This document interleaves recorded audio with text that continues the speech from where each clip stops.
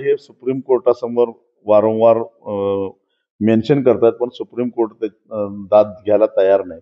खरं तर high power कमिटीकडे Vantara आणि नांदणी मठ हे दोघे मिळून जाणार होते. परंतु अ, मुख्यमंत्र्यांच्या सूचनेवरून सरकारी वकील धर्माधिकारी हे म्हणाले, की शासनामार्फतच आम्ही सुप्रीम कोर्टाला आणखीन एकदा विनंती करतो, की जी ऑर्डर आधी सुप्रीम कोर्टाने दिली आहे ती बदलून घ्यावी. परिस्थिती बदललेली आहे. लोकभावनांचा आदर करणं गरजेचं आहे आणि त्यामुळं त्यांनी तसं मेन्शन केलं, परंतु कोर्ट ते सुनावणीला घ्यायला तयार नाही. कालही मी स्वतः सुप्रीम कोर्टामध्ये गेलो होतो. कालही त्यांनी कोर्टाकडे अर्ज केला, परंतु सुप्रीम कोर्टानं अ, अजून काही अवधी मागितलेला, अजून तारीख दिलेली नाही आणि मला असं वाटायला लागलंय, की याच्यामध्ये कुठेतरी टाईमपास व्हायला लागलेला आहे. चातुर्मासासाठी हा एक पवित्र सण आहे आणि त्या सणासुदीला किंवा धार्मिक कामासाठी हत्ती आणता येईल असं हाय पॉवर कमिटीच्या आदेशामध्ये म्हटलेलं आहे. तोच आदेश हायकोर्टानं कायम केलेला आहे. तोच आदेश सुप्रीम कोर्टानं कायम केलेला आहे आणि म्हणून किमान